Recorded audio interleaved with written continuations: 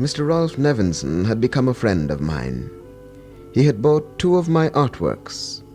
He did not, unlike the others in New Amsterdam, regard me as an eccentric crank who would get nowhere in life. One morning he telephoned our home and asked me whether I would drop around that evening to see him. There was something he wanted to discuss with me, he said. Something he was sure I'd be interested in. It was just my line. Now I was in his study, waiting.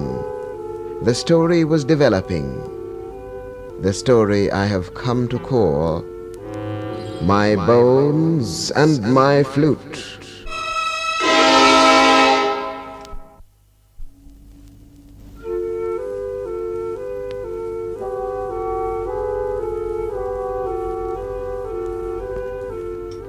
In this study, with whose atmosphere I had been familiar since childhood days, I felt perfectly at ease.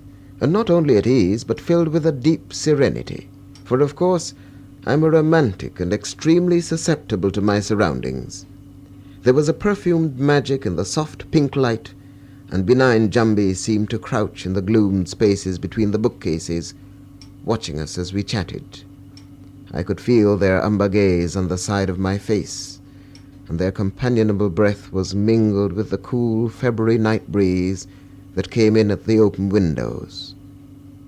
Yes, there was no reason whatever for me to be skeptical of Mr. Nevinson's project, nor for me to look for ulterior motives. The directors of his company, he said, had decided that the head office was in need of repairs and general renovations. The work would soon commence, and the idea had struck him that while they were about it, why shouldn't they make a thorough job of it and acquire a few good pictures to decorate the walls? He continued, At first I thought of your doing some murals, painting a few things of local interest, familiar scenes, birds, animals, and so on, direct onto the walls. But after reflecting a bit, I realized this wouldn't work. The boards we're going to use won't take artists' paints very well. That's why I thought of your doing a few canvases instead. And we're in the timber business, so what could be better than a few jungle scenes? You could come up with me on my next visit and see something of the timber grant and sawmill. Good outing for you, if nothing else. A tiny midge was fluttering around the pink-shaded reading lamp on the desk at my right, and from the Canyon Creek came the chug-chug of a motorboat, clear and deliberate on the night air. Already I thought I could sniff the watery vegetable rankness of the jungle, and a shiver of pleasant anticipation ran through me. Without hesitation, I told him I thought it an excellent scheme. Nothing would please me better, I said, and perhaps we could hunt out some old Dutch ruins and do a bit of nosing around generally for anything interesting in that line. I spoke with all the enthusiasm of my 23 years. You'd like that, would you? He said. At the time I attached no significance to it, but afterwards, in reflecting back, I realized that he had said this with a note of eagerness. He even clasped his hands together and leant forward a trifle, smiling at me and nodding. Well, certainly, sir. Anything to do with old ruins and relics and such things fascinates me terrifically. I've told you that before. Yes, I know. Oh, well, we shall see. When we get up there, it'll be time enough. The rest of the evening we spent in a discussion of practical details, and it was not until I was on my way home that it occurred to me that for once we had not plunged into our favorite topic, local history. But again I thought nothing of this. Not for an instant had it occurred to me that my host might have purposely steered our conversation clear of the subject. I had detected nothing whatever in his manner to make me feel that there might be something troubling him, or that he could be withholding from me information leading to some secret aspect of our proposed trip. On the Wednesday morning of the following week, the steamer cast off its moorings precisely at 7:30. It was a rather grubby little steamer called the Arawana, the name of a local fish. The lower deck, which was second class, had a perpetual odor of cow dung, tar, and humanity. On this deck every conceivable type of cargo, from ground provisions and fruit to lumber and cattle, is dumped. The lot of second-class passengers is never a happy one on these river steamers. The upper deck, first class, smells of tar only, and is tolerable, if far from being a sybarite's conception of paradise. We found a few shaky wicker chairs, into which we sank to the accompaniment of loud creakings, and there was a dining saloon, intended evidently for dining and nothing but dining. There was no room in it for moving around. The deck space was extremely limited, and had there been a large number of passengers, even as many as 20, conditions would have been definitely uncomfortable, especially as the wicker chairs did not amount to more than 10. Fortunately, very few people ever travel up the river first class, and this occasion was no exception. Besides Mr. Nevinson, his wife, Jessie, and myself, there were only 3 other first-class passengers, an Anglican priest and his wife, and a cattle rancher on the first leg of his long journey to the Rupununi savannah.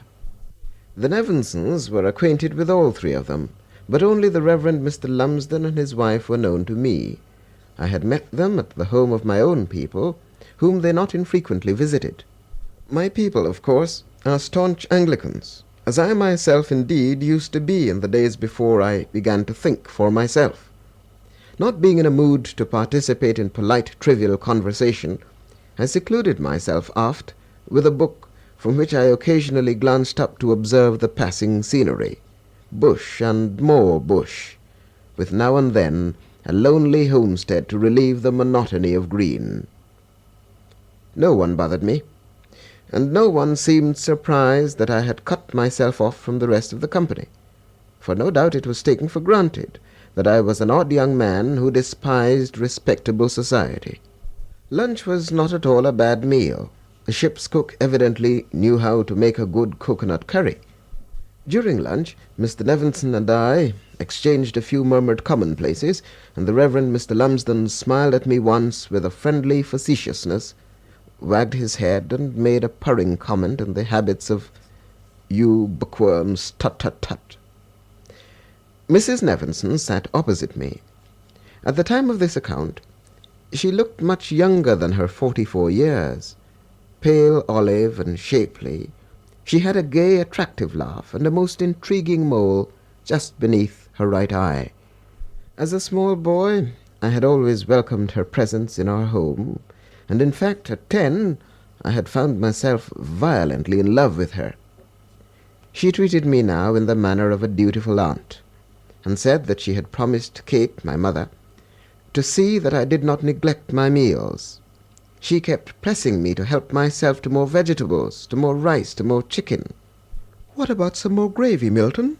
Come pass your plate," I responded with pleasant, polite firmness, eating what I wanted and rejecting what I did not want. After lunch I returned aft with my book, but this time I was not to be left undisturbed. I heard footsteps and glanced up to see Jessie approaching. She stopped near my chair, peered with mild curiosity at the book in my lap, and said, "Poems, I suppose?" I nodded gravely in confirmation. "Yes, poems." "I could have bet anything on it," she said. I did not rise to offer her my chair, but this in no way discouraged her. My chair stood near a locker, in which, I believe, life-belts were stored. She gave me an amused look, and seated herself on this locker. At 19 she was tall and shapely like her mother, but she had her father's wide brows, deep-set eyes, arched nose, dimpled chin. In outlook she was vacuous and small-town. Tennis, dances, and young men were her only interests. I have told her this to her face on so many occasions, to her great amusement, that I know she won't mind me saying it now. She has never taken me seriously. "You never get tired of reading, Milton?" "Never. Did your mother send you here to relieve my loneliness?" She giggled. "No, I came of my own accord. I felt like taking a walk. This heat is getting more terrible every minute." The heat had certainly increased in intensity. The low deck awning, if anything, made it worse. And now that we were far from the coast, there was no wind. The jungle, glittering in the sunshine, reared up in two dense walls on either bank, shutting us in. It had a rigid, listening look, as though held in a spell. The river, from a light muddy amber, had turned black and ominous. Already I could envisage myself amid the gloom of hanging vines and prickly-trunked palms. Already I could sense in the air a mystery and isolation. "It rather baffles me why you've come on this trip," I said. "I didn't think you would consider yourself capable of standing up to a fortnight of jungle life." She laughed. "You have a very low opinion of me, I can see. I hear there are a lot of nice Indian boys up the river. I'm going to see if I can catch one. Buckmen make good husbands." "I see," I said. "And in any case, you forget it's Lent. No dances on. What's the use of remaining in town?" "Quite so. I'd forgotten that. Lent. Very appropriate time, I should say, to go into the wilderness." She giggled. "But no fasting for me, though. You can bet. I'm looking forward to my labber pepper pot. But wait. What's this I'm hearing about your going up to paint pictures for Daddy's office? Is it true?" "You're unusually well informed today," I said. "Oh, so that's how he managed to inveigle you into going with us." "I'm afraid I don't quite follow." "All right, never mind," Jessie said. Jessie was being mysterious, and I was curious, but I didn't ask questions right away. I did eventually, and what she told me made me think. But that's part of the rest of the story.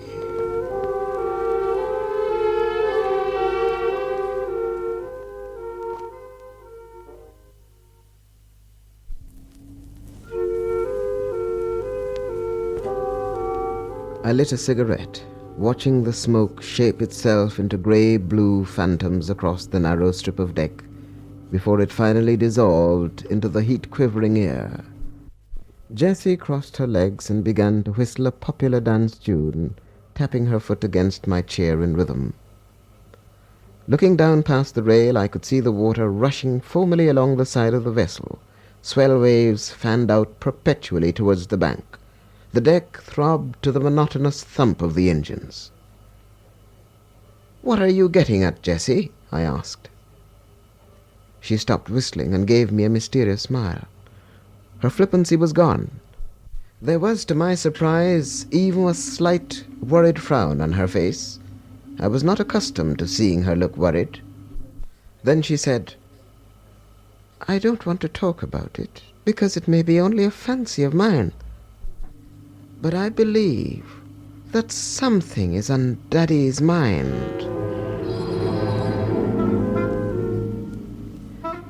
Something on Daddy's mind.